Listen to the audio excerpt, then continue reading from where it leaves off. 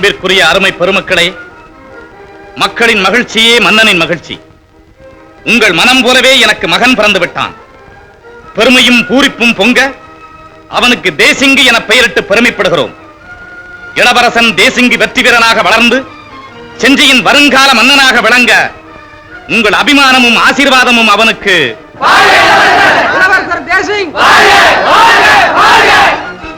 இந்த செஞ்சி திருநாட்டில் ஒரு தாய் மக்கள் போல் இந்து முஸ்லீம் ஒற்றுமையாக வாழ்ந்து வருகிறோம்.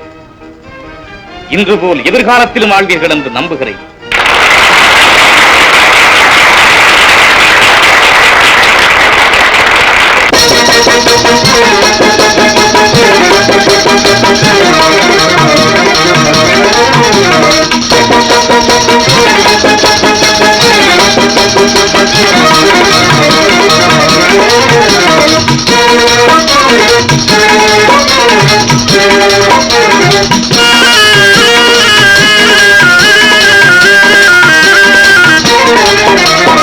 வாழ்கையுங்கள் பொன்னாடு மன்ன தமிழ் நன்னாடு, வாழ்க என்றே எந்நாளும் அன்போடு வளரும் பண்போடு மானம் காக்கும் நம் நாடு.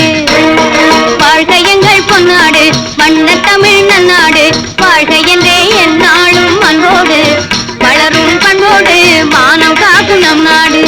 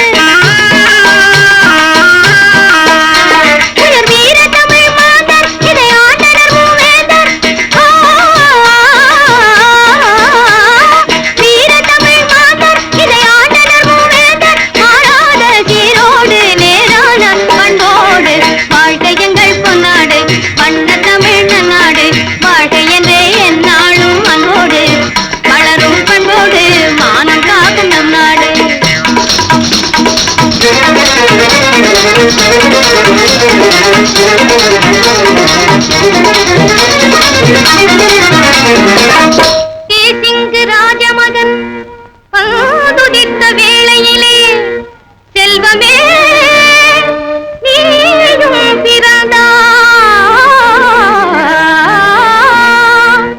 உங்கள் தந்தையர்கள் இரு பேரும் ஒன்றுபட்டு வாழ்வது போல் ஈருடலும் ஓருயிரால் இணை பிரியாதிருப்பீரே.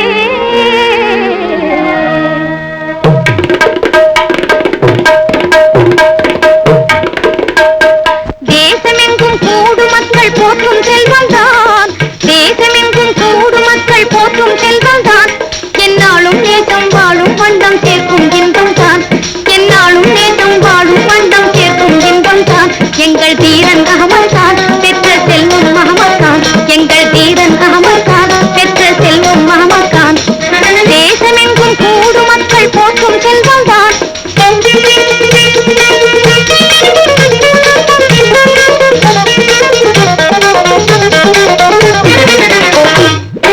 ஆண்முகர்கள் யாவும்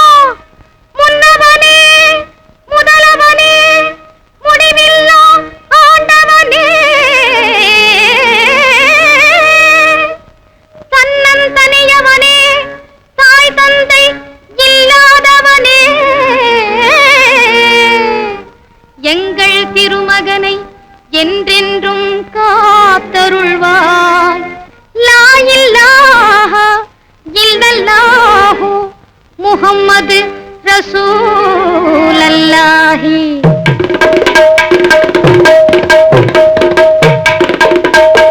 ஜாதி மத வேதம் வீண் சஞ்சலங்கள் ஏதும்,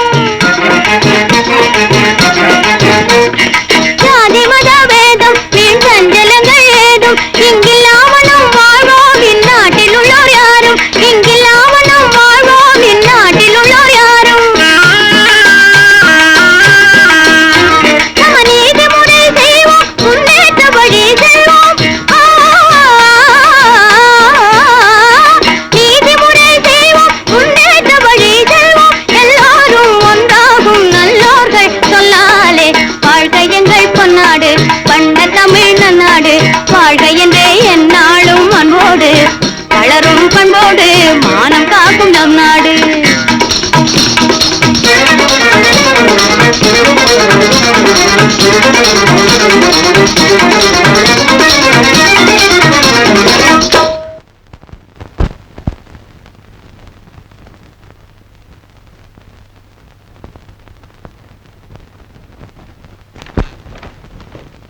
அரசே, யூசுப், இளவரசர் பிறந்து விட்டார். இனி அவர்களை விட்டு வைப்பது நல்லதல்ல. வம்புகள் வளரும், வாரசுரிமை பேசுவார்கள், அரசியலிலே சிக்கல் ஏற்பட்டுவிடும். ஆமாம் யூசுப், தேசிங்கி பிறந்திருப்பதை சாந்த் பேபி அறிந்து கொள்வதற்கு முன் இதற்கு ஏதாவது ஒரு வழி செய்ய வேண்டும். என்ன செய்வது?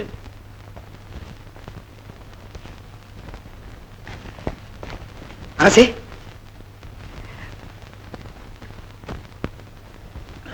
சம்மதிக்காவிட்டால்? இருக்கவே இருக்கிறது. என்ன கொண்டுவிட சொல்லுகிறாயா? இல்லை, பயமுறுத்துங்கள், ஓடி போய் விடுவார்கள், குழப்பம் தீர்ந்துவிடும். யூசுப், இதை தவிர வேறு வழியே இல்லையா? இல்லை, சாந்த் பீவிக்கு ஆண் குழந்தை பிறக்கும் என்று நான் எதிர்பார்க்கவே இல்லை. ராணிக்கு பெண் குழந்தை பிறக்கும் என்று எதிர்பார்த்தேன், ஆணாக பிறந்து விட்டான். பொறாமைப்படவில்லை வேந்தே, அவனுக்கு முன்னால் பிறந்த இந்த மகனை நீங்கள் மறக்காமல் இருக்க வேண்டுமே என்று கவலைப்படுகிறேன். அழுவதை நிறுத்து சாந்த். கையிலே பணத்துடன் நெஞ்சிலே கனத்துடன் நீங்கள் வந்த பிறகு எப்படி என் கண்கள் ஓய்ந்திருக்கும்? அரசன் என்ற அந்தஸ்தோடு இருக்க வேண்டுமானால், உன் காவலனுக்கு காவலன் என்ற பெருமை நினைக்க வேண்டுமானால் சாந்த், என்னை சாக சொல்லுங்கள், சம்மதிக்கிறேன். இதோ நீங்கள் பெற்ற மகனை ஏற்றுக்கொள்ளுங்கள். சாந்த், உனக்கு துரோகம் செய்ய ஒரு நாளும் நான் நினைக்கவே இல்லை. ஒரு பழகிய பாசம் என் நெஞ்சை அறுக்கிறது. ஆனால் அரசியலிலே சிக்கல் விழுந்தால் அவிழ்க்கவே முடியாது. கண்ணே சாந்த், என்னை காப்பாற்று. எனக்காக நீ தியாகம் செய்யத்தான் வேண்டும். என்னை மறந்துவிடு சாந்த், என்னை மறந்துவிடு. மன்னவனே, ஆண் குலம் பெண் இனத்திற்கு வழி வழியாக செய்யும் துரோகத்திற்கு நானும் பலியாகத்தான் வேண்டுமா? என்னை போன்ற பெண்களின் கதி இதுதானா? எல்லாம் காலத்தின் கொடுமை. காதல் என்ற திரைக்கு பின்னால் என் கற்புக்கு சொந்தக்காரனான காவலனே, இன்பத்தென்றலிலே மிதந்த அந்த நாளை நினைத்து பாருங்கள். எத்தனை எத்தனை ஆசைகளை என் நெஞ்சிலே வளர்த்தீர்கள். இப்போது அந்த இதயத்தை எங்கே வைத்து விட்டு வந்தீர்கள்? பட்டத்துக்கு ஒருவன், பணிக்கு ஒருவன் என்ற சூழ்நிலையை தவிர்ப்பதற்காகத்தான் வந்தாடுகிறேன். உன்னை மறக்கவும் துணிந்தேன். தாவூத் கான் சீரோடு சிறப்போடு வளர எவ்வளவு பொன் வேண்டுமானாலும் தருகிறேன். அவன் என் மகன் என்ற ரகசியம் அவனுக்கு தெரியவே கூடாது. அவன் பிறந்த போதே எடுத்து வீசி இருந்தால் இப்படி எல்லாம் நடக்காது. தகப்பன் நாடாள மகன் நாடோடியாவது தர்மமா?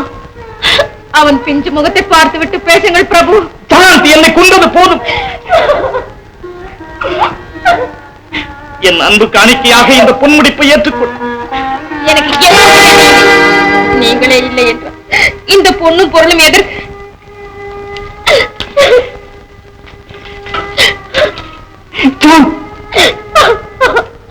என்னை நீ எவ்வளவு வெறுத்தாலும் சகித்துக் கொள்கிறேன்.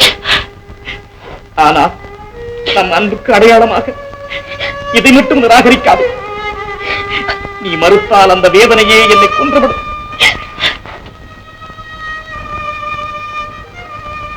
மன்னவனே, இந்த நிலைமை வேறு எந்த பெண்ணுக்கும் வரவே வேண்டாம்.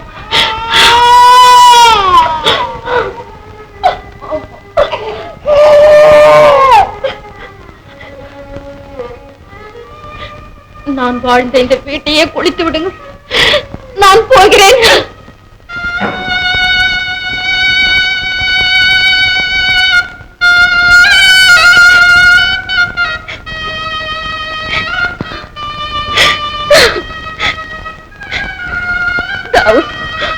அதோ உன் தாயகம் செஞ்சு கண்ணீர் மறைக்குதடா, கண்ணுக்கு மறையுதடா.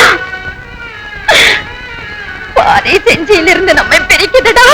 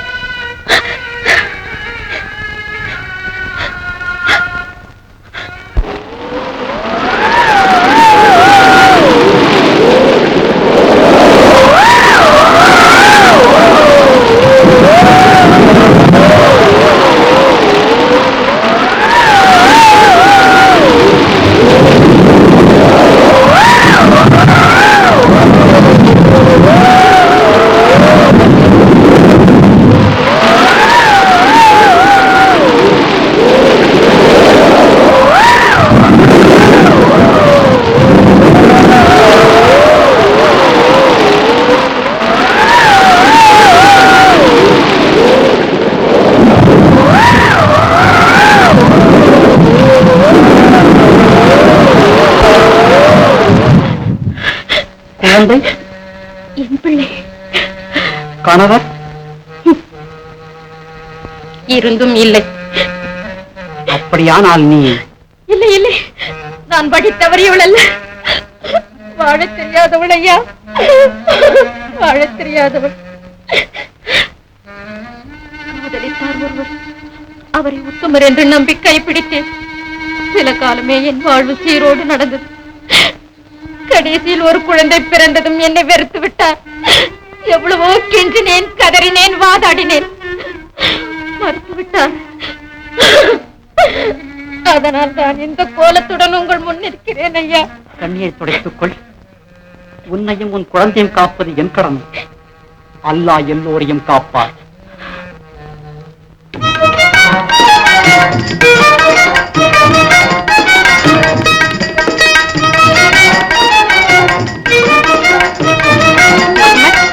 தேசி உனக்காகத்தான் காத்துக் கொண்டிருக்கேன். அவனுக்காகத்தான் நான் ஓடி வந்தேன். அம்மா, நான் இல்லைன்னா முகமது தண்ணி கூட குடிக்க மாட்டாமா. ஆமாப்பா, இப்படித்தான் ஒற்றுமையாக இருக்க வேண்டும். உங்கள் அன்பு ஆயுள் முழுவதும் நீடிக்க ஆண்டவன் அருள் புரியட்டும். பள்ளிக்கு சென்று வாருங்கள். அம்மா, நாங்க போயிட்டு வரோம். போயிட்டு வாங்கப்பா.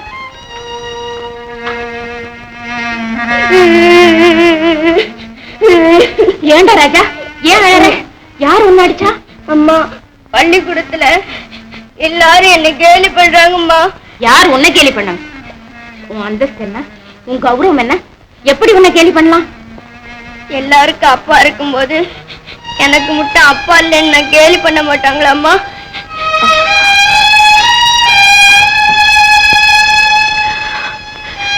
ஏன் அழற? அப்பா செத்து போயிட்டாரா? உனக்கு அப்பா இல்லைன்னு யார் சொன்னது? அப்படின்னா அப்பா இப்ப எங்க இருக்காரு? இப்ப காட்டு. அப்பா ரொம்ப தூரத்துல இருக்காரு, ரொம்ப உயரத்துல இருக்காரு. இப்ப நம்மால அங்க போக முடியாது ராஜா. நீ போய் சொல்ற.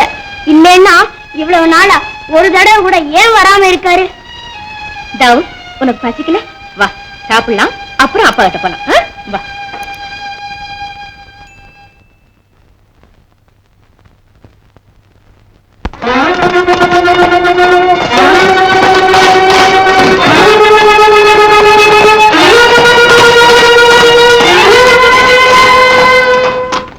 அரசே, காலம் சொல்ல வேண்டிய பதிலை களங்கள் கூட சொல்ல முடிவதில்லை. ஆயிரக்கணக்கான மக்களை பலி கொடுத்து அடிமைத்தனம் நீங்காத நாடுகள் இன்னும் இருக்கின்றன. மன்னவா, என்ன யூசுப்? டில்லியிலிருந்து தூதுவன் வந்திருக்கிறான். வரச் சொல். அரசே, ஒருவேளை நேரில் கப்பம் கேட்க தூதனை அனுப்பி இருக்கலாம். எதற்கும் ஆத்திரப்படாமல் நிதானமாக பதில் சொல்லி அனுப்புங்கள். அஸ்ஸலாமு அலைக்கும் மகராஜ். வணக்கம். வந்த விவரம்? பாதுஷா அவர்களின் அழைப்பு. சரி, நீ போகலாம். என்ன? டில்லி பாதுஷாவின் அவசர அழைப்பு என்னவென்றால், இதுவரை யாராலும் அடக்க முடியாத பாராசாரி என்னும் பெயர் பெற்ற குதிரை ஒன்று எம்மிடம் இருக்கிறது.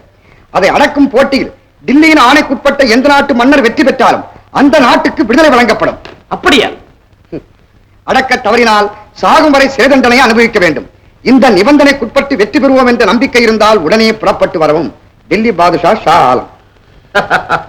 அமைச்சரை நல்லதொரு வாய்ப்பு கிடைத்து விட்டது. யூசுப், கத்தியின்றி ரத்தமின்றி களம் காண தேவையின்றி சோப் சிங்கின் சக்தி ஒன்றை கொண்டே செஞ்சி மக்கள் சிந்தை மகளும் நாடு வரப்போகிறது. இப்போதே புறப்படுகிறேன். அரசே, குதிரையை அடக்க தவறினால்? தெரியும், சிறை தண்டனை. அதை பற்றி எனக்கு கவலை இல்லை. செஞ்சி மக்களை அடிமைகளாக வாழ வைத்து நானும் டெல்லிக்கு அடிமையாக இருப்பதை விட சிறையிலே அடைபட்டு கிடப்பதை மேல். ஆனால் அந்த இன்னல் எனக்கு வராது. கரும்பு நிகர் மக்கள் வாழ்வில் அரும்பும் புதுமணம், அதை கொண்டு வரத்தான் போகிறேன். மகிழ்ச்சி. ஆனால் தடை சொல்லாதே. இந்த விவரம் நமக்குள்ளே இருக்கட்டும். தேசிங்கும் ராம்பாயும் நான் போட்டியில் கலந்து கொள்வதை சம்மதிக்க மாட்டார்கள். அரசே, இது என் கட்டளை. கேட்டால் டெல்லி பாதுஷாவை பேட்டி காண போயிருப்பதாக சொல்லிவிடுங்கள். வெற்றியோடு திரும்புகிறேன். அதுவரையில் இந்த அரசாங்கத்தை கவனிக்கும் பொறுப்பு உங்களுடையது. வருகிறேன்.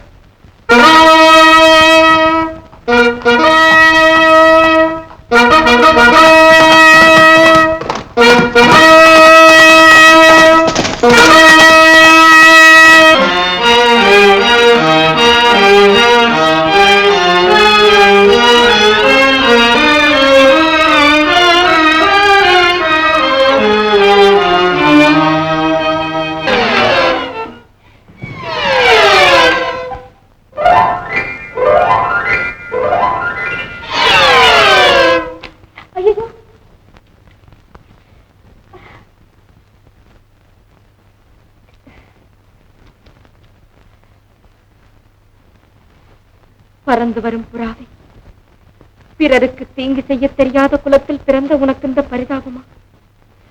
உன்னை துடிக்க வைத்த அந்த பாவியார். இந்த இரக்கமற்ற கொடுமை எங்கள் மனித குலம்தான் செய்திருக்கும்.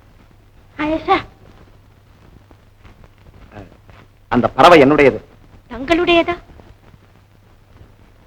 ஓ, நீங்கள் இதை படைத்தவரா இல்லை சிறகை ஒடித்தவரா? இது உங்களுக்கு யார் கொடுத்த சீதனம்? எனக்கு இன்னும் கல்யாணமே ஆகவில்லையே. உன் குலமுறையை கேட்கவில்லை. நீர் ஒரு கொடுமையான ஆள். வார்த்தையை வளர்க்க வேண்டாம். என் புறாவை கொடுத்து விடு. ஏன், ரத்தத்தை சிந்தியது போதாமல் உயிரையும் குடிக்க வேண்டுமா? நடக்காது, நீர் போகலாம். என் புறாவை வாங்காமல் இந்த இடத்தை விட்டு நகரவே மாட்டேன். நான் யார் தெரியுமா? ஓ, தெரியுது தெரியுது. பெண்கள் தனியாக இருக்கும் இடத்தில் பிரகாரம் சுற்றி வரும் ஆள் என்று நன்றாக புரியுது. மரியாதையாக போக மாட்டான்? போவதில் மரியாதையாக போவது எப்படி என்பதை கொஞ்சம் விளக்கி கூற வேண்டுகிறேன். உதை வாங்காமல் போவதைத்தான் மரியாதையாக போவது என்பார்கள் புத்தியுள்ளவர்கள். ஓஹோ, அப்போ நீங்க மட்டும்தானே உதைப்பீர்கள்? சரி, அதுவும் நடக்கட்டும். சரி சரி, இப்ப புரியுது உங்க மனசுல என்ன இருக்குன்னு. அடியே அண்ணா, லைலா வாங்கடி. இந்த ஐயா மனசுல நல்லா அழுக்கு படிஞ்சிருக்கு. இந்த இடத்தை விட்டு போக மாட்டாரு. அந்த அழுக்க நல்லா அடிச்சு புடைச்சு தொடச்சு அப்புறப்படுத்துங்க, போயிடுவார். சீக்கிரம். ஐயா, வைத்திரியா வைத்திரியா. என்னம்மா உடம்பு? எனக்கு ஒண்ணும் இல்ல. இந்த புறாவை கொஞ்சம் பாருங்க. இப்படி உட்காரமா? எந்த மழப்பையமா இப்படி செஞ்சான்? அவன் ஒரு பெரிய துஷ்டனுங்க. இல்லன்னா சாதுவான இந்த பறவை எப்படி அடிச்சிருப்பானா? கொஞ்சம் கூட ஈவிரக்கம் இல்லாம. ஏ மோமன், அந்த மட்டிப்பால் தைல எடுத்துவா. வாயில்லா ஜீவன், கொஞ்சம் கவனிச்சு பாருங்க. நீ ரொம்ப இறக்கம் உள்ள பொண்ணம்மா. டேய், இத அடிச்சானே அவனை உனக்கு தெரியுமா? பெரிய வீரன் மாதிரி என்ன வேற மிரட்டினா? இது அடிச்சதுனால இது அவனுக்கு சொந்தமா? கன்னத்துல ஒண்ணு பலார்னு கொடுத்து உன் கண்ணை எனக்கு சொந்தம்னு சொல்லி இருக்க கூடாது. அதட்டித்தானே பேசுனேன். அப்படியே அசந்து நின்னுட்டான். இல்லன்னா சுடசு.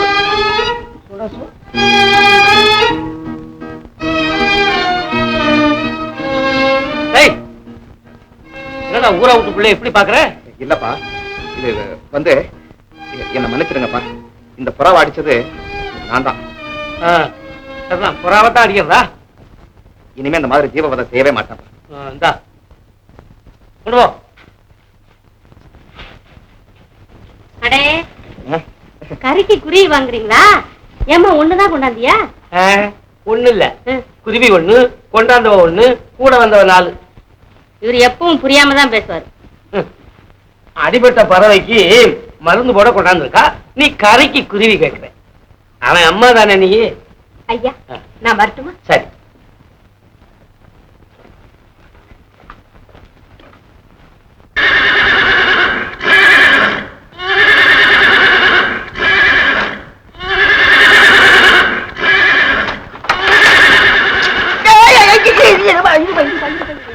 என்னப்பா அது? குதிரைக்கு புல்லு தரது புது விருசா இருக்கு. என்னையா பண்ண சொல்ற? பின்னால போனா உதைக்குது, முன்னால வந்தா புல்ல விட்டுட்டு தலையை கிள்ளி கடிக்க பாக்குது. நான் என்ன ஆதிசேஷனா 1000 தலையா வச்சிருக்கிறேன்? இருக்கிறது ஒரே தலை. என் தலையை காப்பாத்திக்கிறதுக்காக தான் இப்படி கோணியை முடிட்டு கொண்டு போய் புல்ல கொடுத்தேன். ஏப்பா குதிரைக்கு பயந்துக்கிட்டு முகத்தை முடிக்கிட்டேன். இதான் என்ன பாரு காத்திரமையா. ஐயோ வேணாம். நான் குதிரை மூஞ்சியை பார்த்தாலும் பார்ப்பேனே தவிர இந்த காதரமியா முகத்தை நான் பார்த்தேன். இன்னும் 3-5 நாள்ல என்னுடைய முகமும் மியா மியான் ஆயிடும். பரவாயில்லப்பா.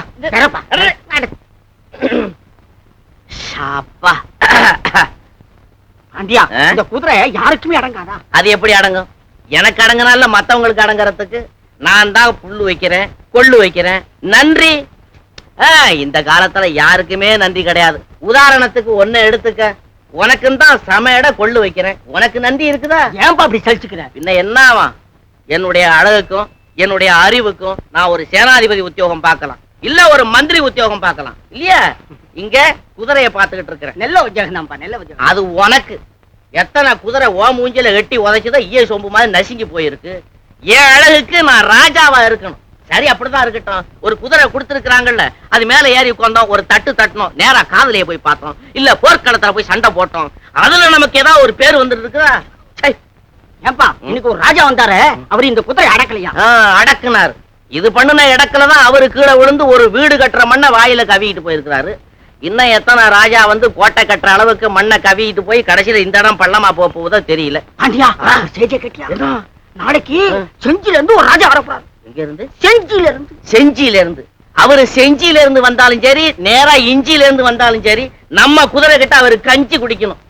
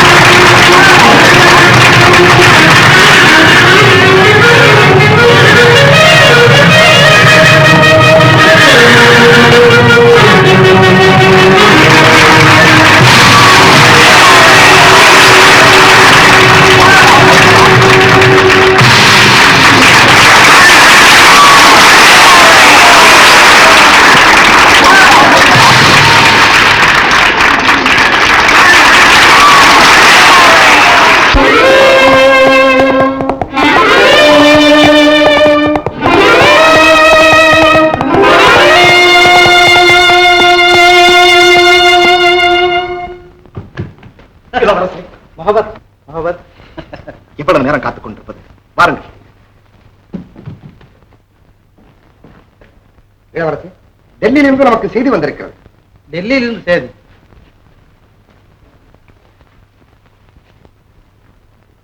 பாராசாரி குதிரையை அடக்கும் போட்டியில் உன் தந்தையும் தோற்றுவிட்டார். அதனால் நிபந்தனைப்படி டில்லி பாதுஷா அவரை சிறையில் அடைத்திருக்கிறார். டெல்லி சிறையிலே என் தந்தை? அதிர்ச்சி வேண்டாம். உன் தாய்க்கு ஆறுதல் சொல்லவும்.